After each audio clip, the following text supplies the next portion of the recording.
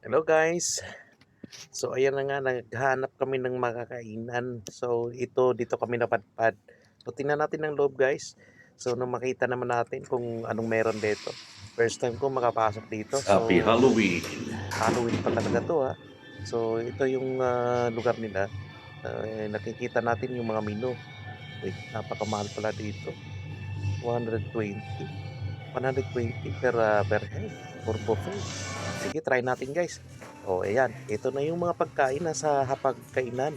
So, ito yung buffet nila na tinatawag nilang 120 per dirham.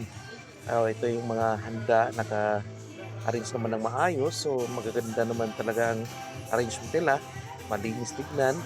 Saka marami siyang dessert na nakalagay. So, ito yung mga Pilipinong pagkain po, sariling atin. So, meron din si Kuya dyan, nag-iiyaw ng lechon yan. Iniiwan yung lechon, baboy. So, napaka-crispy ng baboy na to.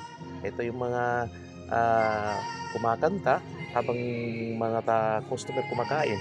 So, ito yung mga lugar nila na napakaganda, malinis at payapa yung lugar.